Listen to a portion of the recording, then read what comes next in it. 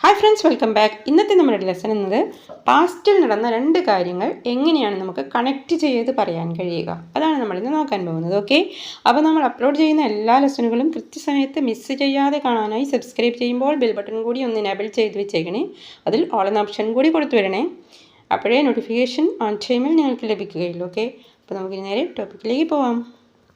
First sentence, ഞാൻ എത്തുന്നതിന് മുൻപേ അവൾ പോയിട്ടുണ്ടായിരുന്നു. ഇവിടെ രണ്ട് ആക്ഷൻ നടക്കുന്നുണ്ട്. ഒന്നാമത് ഞാൻ എത്തുക എന്ന പ്രവൃത്തിയുണ്ടെന്ന്, മറ്റൊന്ന് അവൾ പോവുക എന്ന പ്രവൃത്തിയുമുണ്ട്. ഈ സെൻറ്റൻസിൽ നമുക്ക് ഇംഗ്ലീഷിൽ എങ്ങനെ പറയാം? She had gone before I arrived. She had gone before I arrived ഇങ്ങനെ പറയാം. ഈ രണ്ട് പ്രവൃത്തിയിൽ ആദ്യം നടക്കുന്നത് അവൾ പോയതാണ്. ഷീ ഹാഡ് ഗോൺ എന്ന് വെച്ച് കഴിഞ്ഞാൽ അവൾ പോയിട്ടുണ്ടായിരുന്നു എന്നാണ്. അവൾ പോയിട്ടുണ്ടായിരുന്നു, she had gone. I arrived, ഞാൻ എത്തി. ഞാൻ എത്തിയത് എപ്പോഴാണ്? അതിന് ശേഷമാണ് ഞാൻ എത്തിയത്. അപ്പോൾ ഞാൻ എത്തുക എന്ന പ്രവൃത്തി നടന്നത് എപ്പോഴാണ്? രണ്ടാമതാണ്. ഇത് രണ്ടും പാസ്റ്റ് ഫോമിൽ രണ്ട് തരം ടെൻസ് ഫോമുകളിലാണ് പറഞ്ഞിരിക്കുന്നത്. ആദ്യം നടന്ന പ്രവൃത്തി, അതായത് അവൾ പോയിട്ടുണ്ടായിരുന്നു, ഷി ഹാഡ് ഗോൺ എന്നത് പാസ്റ്റ് പെർഫെക്റ്റ് ടെൻസ് ഫോമിൽ സബ്ജക്റ്റിനോട് had plus past participle form അഥവാ വേർബിൻ്റെ തേർഡ് ഫോം വെച്ച് പറയുന്ന ഒരു സ്ട്രക്ചറാണ് ഇതിൻ്റേത്, പാസ്റ്റ് പെർഫെക്റ്റ് ടെൻസ് ഫോം. രണ്ടാമത് നടന്ന പ്രവൃത്തി, അതായത് ഐ അറൈവ്ഡ്, ഞാൻ എത്തി എന്നത് പാസ്റ്റ് സിമ്പിൾ ഫോമിൽ സബ്ജക്റ്റ് പ്ലസ് പാസ്റ്റ് വെർബിൻ്റെ പാസ്റ്റ് ഫോം, അതായത് വെർബിൻ്റെ രണ്ടാമത്തെ ഫോം അതാണ് ഉപയോഗിച്ചിരിക്കുന്നത്. അപ്പോൾ ഈ രണ്ട് ഫോമും ഒന്നിച്ച് ചേർത്തിട്ടാണ് ഒരു സെൻറ്റൻസ് രണ്ട് സംഭവങ്ങളെ കണക്ട് ചെയ്ത് പറയുന്നത്. ഇങ്ങനെ കണക്ട് ചെയ്ത് പറയാനായിട്ടാണ് അവിടെ ബിഫോർ യൂസ് ചെയ്തിരിക്കുന്നത്. ബിഫോർ എത്തുന്നതിന് മുന്നേ അർത്ഥത്തിൽ. ഇനി ഇതേ അർത്ഥത്തിൽ തന്നെ അർത്ഥം മാറാതെ തന്നെ നമുക്ക് വേറെ രണ്ട് കണക്റ്റിംഗ് വേർഡുകൾ കൂടി ഉപയോഗിച്ചുകൊണ്ട് ഇത് പറഞ്ഞു നോക്കാം. ഓക്കെ, ഇവിടെ കണക്ട് ചെയ്യാൻ ഉപയോഗിക്കുന്ന വേർഡുകൾ ഒന്ന് ബൈ ദ ടൈം ആണ്, മറ്റൊന്ന് വെൻ ആണ്. ബൈ ദ ടൈം എന്ന് വെച്ച് കഴിഞ്ഞാൽ ആ ഒരു സമയത്തിനുള്ളിൽ എന്നർത്ഥം. വെൻ മീൻസ് അപ്പോൾ. അപ്പോൾ മൊത്തത്തിൽ നമ്മൾ ഈ സെൻറ്റൻസ് പറയുമ്പോൾ അതിൻ്റെ എല്ലാം മീനിങ് ഒന്ന് തന്നെയാണ്. ഫസ്റ്റ് നമുക്ക് ബൈ ദ ടൈം യൂസ് ചെയ്ത് പറയാം. She had already gone by the time I arrived.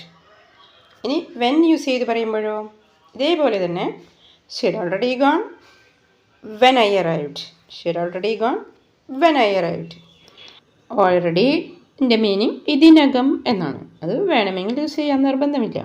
She had gone when I arrived ഇങ്ങനെ പറയാം. She had gone when I arrived.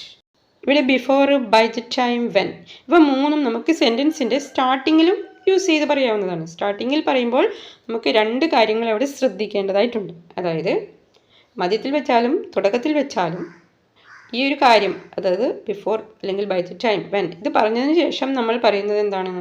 അതിനുശേഷം രണ്ടാമതായിട്ട് നടക്കുന്ന പ്രവൃത്തി എന്താണോ അതാണ് നമ്മൾ പറയുന്നത്.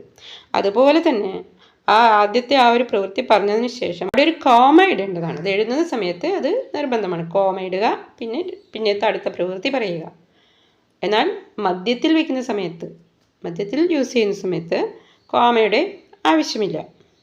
ഓക്കെ, അപ്പോൾ നമുക്ക് കുറച്ച് എക്സാമ്പിളുകൾ കൂടി ഒന്ന് നോക്കി നോക്കാം. മീര എന്നെ കാണാൻ വരുമ്പോഴേക്കും ഞാൻ എൻ്റെ ജോലി തീർത്തിട്ടുണ്ടായിരുന്നു. ഇവിടെ എൻ്റെ ജോലി ഞാൻ തീർത്തതിന് ശേഷമാണ് മീര എത്തിയത്, അല്ലേ? അപ്പോൾ നമുക്കിതെങ്ങനെ ഇംഗ്ലീഷിൽ പറയാം? നിങ്ങൾക്ക് മനസ്സിലായിട്ടുണ്ടെങ്കിൽ ഒന്ന് മനസ്സിൽ പറഞ്ഞു നോക്കാം. Okay, I had finished my work when Meera came to see me. ഇങ്ങനെയാണ് പറയുക.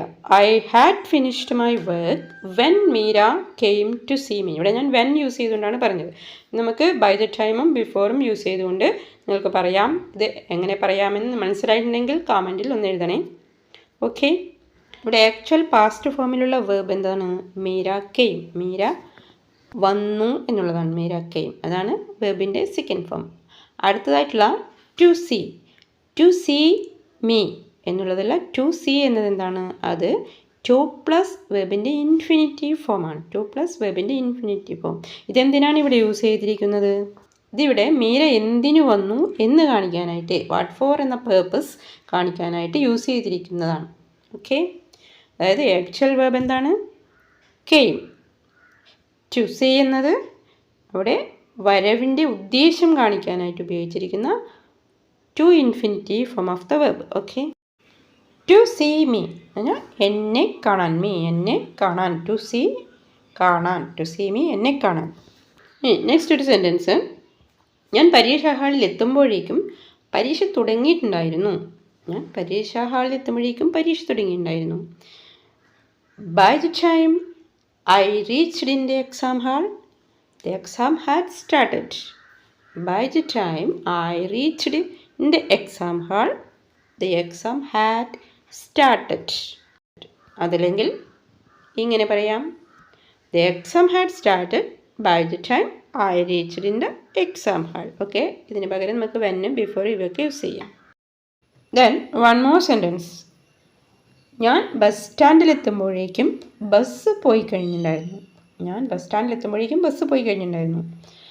By the time I got at the bus stand the bus had left. By the time I got at the bus stand bus had left.